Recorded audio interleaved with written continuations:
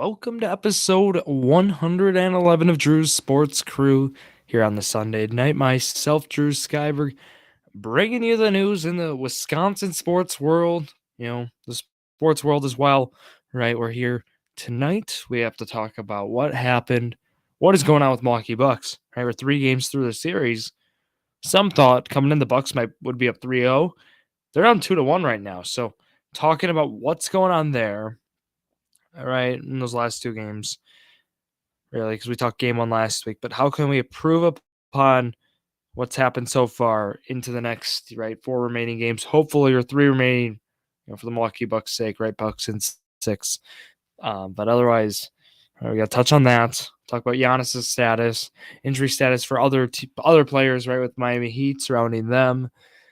And then also we have to move to the Milwaukee Brewers. Talk about what happened this past week. It was a 4-2 week for the Brew Crew. I actually had them going 4-2. It's just I predicted the wrong losses. I predicted them losing Friday, which they did, but I had them losing Monday instead of Sunday. They do win. They win Monday, this last Monday, but they did lose this Sunday today. Unfortunately, we'll talk about what's going on with the bullpen. Right. The bullpen that's been nearly perfect has its worst day. Right, this is correction day for the bullpen. The ERA is going to go back up to some more average numbers. But talking about that, who's hot, who's not for the Brewer Crew, we'll touch on standings report as always, and then we're going to go through this upcoming week. I'll give my prediction on records and matchups. We'll talk through it. Right, I actually had someone ask, like, how do you decide matchups, right? How do you decide what records? And there's a lot that goes into it, right? I'm looking at matchups, right, in the upcoming days, trying to map out who's going to start, right, certain games. It's tough to forecast sometimes, but it's possible. It truly is. So just want to fill you all in on that, but let's get moving here. We will start with the Milwaukee Bucks. And with that, let's go right away to game 2. So last Wednesday we had game 2. Get-in price for students was like $20, $30. One of the cheapest playoff games I saw. And we talked last Sunday's episode about Giannis. He still has not played, right? Games 2 or 3. These upcoming ones now are going to be every other day, though. Not this 2 days of rest, 2 days off. We have a more set schedule now. So I'm intrigued to see kind of what we're looking at, but I can tell you game 4 tomorrow on TNT, thankfully. It was on NBA TV yesterday, which my critiques of the NBA, this is one of them. Again, having it on a channel, it's like and it's not like the NFL necessarily having a game on NFL Network, but it kind of is in the sense, right? I know there's less NBA or NFL playoff games than NBA playoff games, but really, I mean, having it on NBA TV, not really a fan of it. But anyways, tomorrow, right? They have game 4 at Miami, 6:30 p.m. Central, TNT. That'll be on. And then on Wednesday, it'll be 8:30 p.m. in Milwaukee is tip-off for that. And then we have Friday and Sunday. Friday's at Miami. Sunday is at home if need be. And both of those times are to be determined. But let's go to game 2. Let's talk about what happened in game 2. How did the Bucks win? Right, in front of a home crowd, a nice roaring home crowd. Look, we talked last week, game 1. Bucks have one of the worst shooting games of their season, and the Heat have one of their best shooting games of the season from 3. This was for 3 for both teams. And then, what we see? We see the Bucks do what they need to do. They shot 51% from 3 in this one, 25 of 49. Everything was falling. It was incredible to see, right? Holiday was 4 for 10. Middleton 2 for 5. Portis 3 for 4. Allen 4 for 8. Connaughton 6 for 10 with 22 points. Ingles was 5 of 6. It was just fun to see, right? This is the Milwaukee Bucks team you love to see. Of course, we wanted Giannis out there, right? Everyone did. But this is when I say this team you want to see, it's in terms of, the style of play, really. This team play, everyone's getting up threes. We do need to talk, though, the Miami Heat, which has been a theme of the series. They've been able to shoot well. I mean, this is how they beat the Bucks in the bubble, right? A few years back, if we think about it. they outshot the Bucks, right? They took threes, they made threes. 16 to 36 in this one, 44%. That's a good night. 54% shooting. Granted, right, this game they scored 37 points in the fourth when it was over, right? 37-20. Bucks playing backups. It wasn't like, and we have to keep that in mind, account for that. But otherwise, still, right, Jimmy Butler was minus 31 out there. I think that was the craziest stat from this game, considering how valuable Jimmy Butler has been to this Heat team all season. Minus 31 plus minus is incredible. So highlighting that, and then going with, again, what the Bucks have done. They're shooting. This was perfect. Brook Lopez, 0 made threes, 0 for 1. Which, like Lopez, he's usually like the stretch 5, right? But Giannis isn't there. He gets the whole paint to himself. 12 of 17. Right? He was making every 2 he was taking. Which is really nice to see him. Of course, enforcing that in the paint. 2 steals, 1 block for him. Just a phenomenal game for Lopez. Actually, the Bucks' leading scorer. Holiday was 24 points. Connaughton 22. Let's talk. I want to talk about game 3 more. Right? This was the more recent one. This game took place yesterday. Right? Going through this one, this was at Miami. And this game was an interesting one. When I say that, right, I mean, Giannis unfortunately ruled out in this one, which was like a brutal blow. People were thinking there's a chance Giannis was coming back for this game, myself included. But in this one, right, guess what? Guess what they did? They took around 30-ish threes, 30 to 35 threes, what Miami wants to do. They made it at a 48.5% clip. They shot 15 of 17 from the line. I mean, just how Miami played, right? Credit, to them, how they did, right? Duncan Robinson had the Pat Connaughton game, or the Joe Ingles game, for example, that the Bucks had in Milwaukee. That's what Duncan Robinson did. 24 minutes, 7 for 9 from the field, 5 for 6 from 3. Was making everything, right? It's wild to see. And then, like Kyle Lowry played like 28 minutes, plus 27 plus minus is why I bring him up. Caleb Martin played 33 minutes. Not much in the stat sheet, 12 points, 11 rebounds, 2 assists, some more there, but plus 31. Extremely effective. I want to go back to Milwaukee though for a sec. Kind of what we've seen with this team. Jay Crowder has not found his stride with this team in the playoffs, which has been unfortunate. Many were hoping him to have that PJ Tucker level effect. But again, 13 minutes only in this one. Ingles and Connaughton are shining in that role. And what's happening in is Crowder and Carter are kind of mixing in to equal that 25 minutes from like a role player that the Bucks usually have, and it has not been productive. Carter, 0 points in 12 minutes, nothing. I mean, minus 15 plus minus, 0 for 2 from 3. And Crowder comes in for 13 minutes, 2 for 4, minus 10 plus minus. I mean, he gets a steal, assists, a rebound, but they haven't been effective as we've wanted, which has been kind of tough for this team, which is, again, Giannis-less. So, I mean, the Bucks, right off offensively, it wasn't a great showing. They shot 45% from the field. So when shooting like that, it's like, okay, 15 for 39. They shot 39% from 3-ish. Otherwise, right? I mean, 18 turnovers. Like the numbers, I always like to play this game, right? I look at what teams shot. Still, you can tell by some stats here. You can always tell by turnovers and rebounds usually. Like those two, and then you might then look at field goal percentage. The 3 that I like to say. So it's you look at field goal percentage, which team shot better, and then you look at turnovers, which team had more turnovers or less turnovers, and then you look for the team who had more rebounds. And usually the team that has either is 2 of the 3 or more, right, majority, won the game. And in this case, Miami shoots 54% to Milwaukee's 45%. Milwaukee has more turnovers than Miami, 18 to 14. Miami has 7 more rebounds. In that case, guess what? They won all 3. Yeah, so just looking at that, I mean, was not a good good showing for the Bucks. Bucks actually were favorites coming in the game too, right? Like Vegas favorites. Just how they shot the ball, how they defended the 3-point shot. Not good. And this is from this Bucks team. Has been the Achilles heel of this team. It's been defending the 3-point arc, right? I mean, just schematically how they play, right?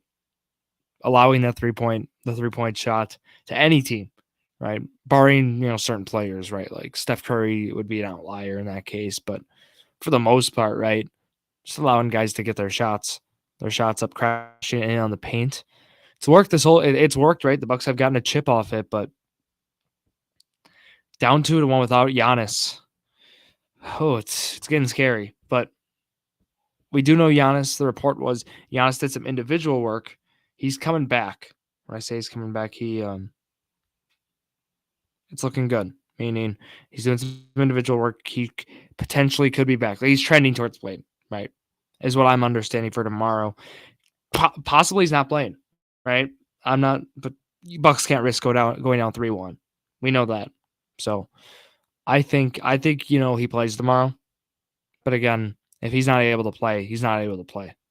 So Bucks fans are certainly getting a little nervous, including myself, but I acknowledge this team has came through in a lot worse situations. So I'm optimistic. But that was the main Bucks talk, right? It was acknowledging what's going on with the team right now. The 3-point shot has been as a struggle for the Bucks too. Just like the story, right? I mean, that's Ingles, Connaughton, and Allen. I mean, that's what they've been able to do, like in the postseason. I mean, they just shoot threes, right? Offensively, it hasn't been a lot of drives, which I don't expect. I expect that more from Holiday, right? Holiday and Middleton. And again, Middleton played 34 minutes. Just talk about his presence. It was 23 points, 5 rebounds, 6 assists, 2 steals, 5 turnovers. It was not bad, but not good necessarily. It was a decent game for Middleton, right? We're hoping for more from Middleton. Efficiency was fine. It's just the turnovers got to cut down on. So that's where I'm looking at him defensively, of course, the Middleton too. So great. Game 4 tomorrow night. We need a Bucks win. We need to hope that comes through. We need Jay Crowder, the production for him to increase. I mean, we need Jay Crowder for this Bucks team to perform at a level that we know he's capable of playing. If Bucks want to get out of this series in 6 games, right? But people are getting nervous, rightfully so. But we're hoping for Bucks here to prevail. Okay, that's the Bucks talk here. Let's go to the Milwaukee Brewers, right? I'm hoping, right? Are you all feeling right? Bucks in 6. Hopefully that can live to reality here. But look, we need some help. So Brewers, though, this past week, I talked about the prediction challenge was correct, just wrong games, but it's hard to predict game by game. But again, just looking into what's going on, the probable pitchers, is something I like to utilize. But this past week, let's talk about it. So last Monday, they win in Seattle, 7-3. Burns pitched in that one. He actually exited with a pec injury we talked about. I actually have not talked about, but I was talking with some other people, right? It looked like it was it was cramping, right? Chest cramp. Fortunately, I mean it looked a lot worse than it was, right? So what happened is, right, we actually got to see Burns pitch today. Wasn't the good news. But of course today it didn't go as we wanted, but that series in Seattle, Brewers have a tough win. I mean, they get a tough series sweep win. I mean, Monday they had nicely in their bag, right, with Terrain going deep in that one. Other than that, they finally got to Chris Flexen. Flexen played well. Anderson had another good game. He had a good game today too on Sunday. But we're just waiting for Woodruff to be back. Right? But then Tuesday they win 6-5. Story in that one, right? The extra inning wins. That was the bullpen. Bullpen holds it in. Bryce Wilson gets a win. Yelich homers in this one. Adames hits a home run. It was a fun game in Seattle Tuesday. 11 innings too. It's a thriller. That was the one where people were worried like that would be the one to lose, but that Wednesday going for the sweep game, that 5-3 win, actually in comeback fashion too. This was this game going on. Concerning for the Brewers, it was like, okay, start the game down, right? They're down 2-0. They have a 5-run seventh. That's all they needed. Matt Bush gets that big out then in the game to finish it off, right? That was Wednesday's game, last out in the ninth. But then Bush has a not so great game today. His actually status in the bullpen is going to be interesting. I'll talk previewing moving forward where we're looking on that. But right, that was the series, a nice sweep with some close games. Bullpen was at its peak in this game, in this series. Brilliant effort. And then Friday we get to lose 5-3. You know, the offense, which was kind of my concern coming in. I talked again with Justin Brenner, the UWM Post. We talked, right? This is going to be a concern potentially, but offense has been steady. You know, it's been consistent, right? It's been 3 runs or more. A lot of games they're getting hits. Some strikeouts are still there, but like exit velos are good, right? You got to be pleased with the offense so far. Pivetta though pitches nicely on Friday. Of course, you haven't seen the stat already. Tells like the team he performs best against is the Boston Red Sox. Hits 2 home runs this weekend. Hits one Friday, hits one Saturday. I was at the game Saturday. I'll talk about it. It's already game number 3 for me at American Family Field this season. So, but again, Brewers lose Friday 5-3. Peralta pitches well, just right. Bullpen gives up some runs late. It was a game to lose. You know, Red Sox played well. Saturday, Christian Yelich tumbler. It's actually, I do have it. I've not unboxed it yet, but it is a very nice tumbler. I got to see some of my friends who got it. I'm really pleased with what the Milwaukee Brewers did with the giveaway. Some were thinking like, oh, it's going to be a plastic tumbler, not going to be that exciting. It was, let me tell you, it's a nice tumbler. It's firm, you know, and just overall with it, it's painted it's nice, like color wise. Never thought I would have to describe a tumbler before on the show, but I'm telling you, it's a nice tumbler. Like you can, if you want to see one, like you can look it up, check it out on like eBay. You can look at like what I'm talking about. It looks appealing. Like it's an impressive giveaway done by the Brewers. So just pleased to see that. And in return for going there, you got to see Christian Yelich have himself a day, 2 for 4, a stolen base, 2 runs scored, and an RBI with that. Very nice game for Yelich. Exit velo looked good. Was driving the ball right. I'm not really popping out as much. Right, it wasn't popping out. Rowdy Tellez hits another home run. This one, it was fun to see. Wade Miley pitches well again. What's been the credit to Miley's success has been allowing him to only go 2 times through the order. Right, not allowing that third time has been powerful for a guy like Miley who doesn't have that blow away fastball. Right, 89 topping out or 90. It was good to see though. Right, in the sake, Brewers got the win here, a 1-run win. Williams looked great in the ninth. Devers hits an absolute bomb, 110 off the bat. Incredible stuff, but otherwise, right, it was Rowdy Tellez Day on Saturday, and then on Sunday it was Masataka Yoshida Day at the ballpark when he hits 2 home runs. He hits them 2 in the same inning. It's a grand slam too. Had himself a day. 12-5 final there. Bullpen didn't look good. It was Matt Bush. Right, Brewers take the lead. They're 4-3, bottom 7, 9-run 8th inning. Right, is all Boston really needed in this one. They get the win, 12-5. Turner hit a home run, and Yoshida hit that home run, and then they had a big inning grand slam to top it off. Then Brian Anderson has a 2 home run day though. We like to see that. Right, getting Anderson going.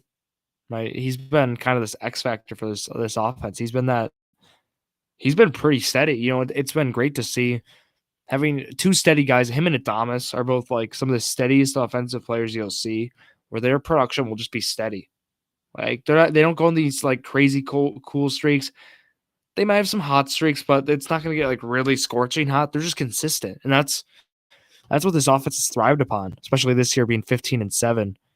Second place in the Central, though, is Pittsburgh Pirates. But other than that, you're pleased with the week, but you're really wondering what's going to go on with Matt Bush. Definitely got to move him out of that leverage role, a high end role. Unfortunately, just wasn't working.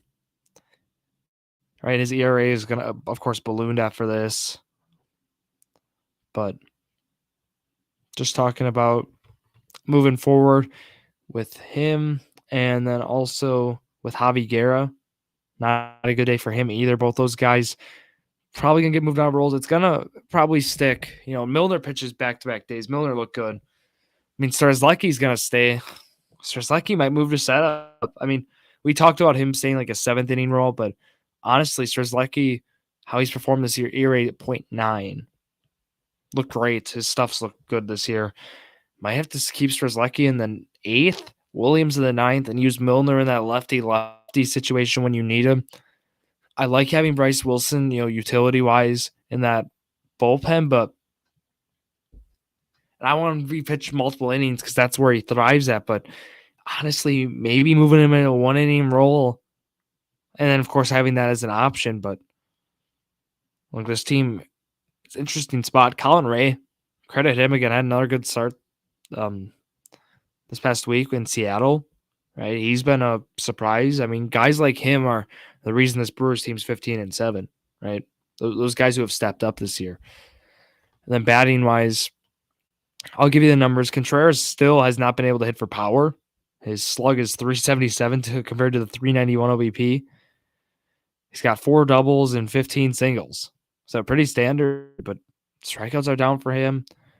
What we've seen from Yelich, though, Yelich is batting right now 250, 3 home runs, 9 RBIs. Like Rowdy's done well. Right? He's already up to 7 home runs. Adames is at 4. Right? I talk steady. Adames is at 4 home runs, 12 RBIs. And again, his slash right now, we're looking at 857 OPS. And then we're looking at Anderson with a 790. Been consistent so far this year. It's been very, very, beneficial for this club. So that's been good to see. Blake Perkins gets his first big league hit too Saturday night. So congrats to him on that. So looking at that, for the Brewers this past week, right, there's going to be some moving around the bullpen. Gonna have to wait and see what's going to happen. Again, I imagine Williams stays in that role in the ninth. Like, that's a lock. It's just a matter of the eighth inning guy. It's got to be Strzelecki, I think, now, for sure. Like, moving forward permanently. Matt Bush could DFA'd sooner rather than later is the other thing. He's allowed a lot of home runs this year. So, I believe he's up to 7. So, then that's like a good chunk, right? Thinking about we're April 23rd right now. But let's talk about this upcoming week more on those matchups. And again, Brewers are home all 6 days. So good news for us. Meaning we get Brewers home for 6 more games. And I'll be at the game next Sunday. So I'll be able to cheer on the Crew then as they face the Angels. But I was looking more into this, right? You got the Tigers for 3, Angels for 3. And again, Miley pitches yesterday, Burns today. We only get Burns for a start this week. It's looking like it's going to be probably either Saturday or Sunday. So in terms of the rotation, and then we're looking at Lauer is going to probably pitch. Then coming up here, and also Colin Ray's turn is coming up here. I'm a little concerned if the Brewers with the bullpen, kind of how you're going to do this. Is Wilson going to have to start? I just have some questions with how they're going to move forward. They might have to make a call up, have someone else pitch here. Might be a Jansen Junk day coming up. Those are kind of my concerns in this 3-game series against Detroit. But against Detroit's going to be like Angels are going to be the tougher opponent. It should be pretty similar where we'll have Peralta. Yeah, we'll probably have Peralta, Miley, and Burns pitch Friday, Saturday, Sunday. Just a matter with these 3 games. All right, you got Lauer, and then you got Ray, and then you might have to go somewhere else. Might be junk, might not be. Wilson could possibly start for a day. I think there's a lot of options Craig Counsell has. I just would monitor both like that. So the uncertainties for Monday, Tuesday, Wednesday kind of concern me with I have Brewers losing a game there. I'm stuck with the what date. The Brewer preview will come out tomorrow. I'll be able to map it out better when I get more word tomorrow morning and I post it. Game again is 6:40 tomorrow, 6:40 Tuesday, and then it's 12:40 Wednesday, not 1:10. So keep that in mind for Wednesday's game at home. Thursday off day, 7:10 on Friday. It's Wisconsin night. You get a special Wisconsin Brewers state logo shaped blanket. Saturday, you get a long sleeve hooded shirt. First 30,000. Good for whoever can go to that. I unfortunately will not be able to. I'll be at Sunday's game. They have the Sunday Fun Day bundle. Great deal there. I've talked about it enough here. But again, otherwise, it's the standard weekly ticket deals. It's the student night. You can get also Miller High Life Monday. It's $6 tickets. Right, a good deal for Monday games. Don't get me wrong, but just keeping those in mind. I do have the Brewers again going 4-2 this week. I know it's lame, but it's going with the pitching, right? I think this team is, they play 2 opponents. I believe they're better than team-wise. I know Angels will be fun with the Stars, but I do think 4-2 is a fair spot for this squad this week. So I'm going to take them at 4-2 again. But otherwise, that's where I'm at with the Brewers, right? And Bucks. Hoping for Bucks get the job done tomorrow. I'll be watching the Bucks game, so hopefully I can try to do some dual screen action. Have Brewers up on a monitor and then have up on the TV the Milwaukee Bucks. I hope you all can do the same. But otherwise, Wednesday we won't have that issue. Bucks play at night, Brewers play in the afternoon. But hopefully, right, we got our Wisconsin sports we got to cheer on. We're almost getting to Packer season. We can talk some more of the draft.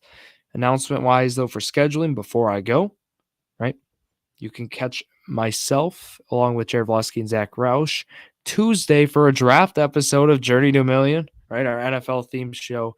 And we'll be talking all things football. We'll be talking NFL draft. We'll be playing some games too as well, NFL-themed games, of course.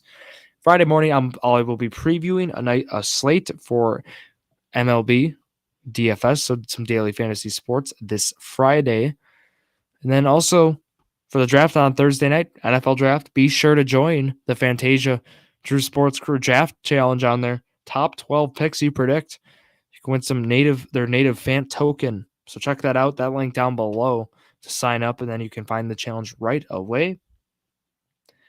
But otherwise, that's going to wrap it up here for myself, Drew Skyberg, at Drew Sports Crew. All the platforms, it's Instagram, Twitter, and TikTok. Thank you all for listening to yet another episode of Drew Sports Crew, the perfect podcast for you.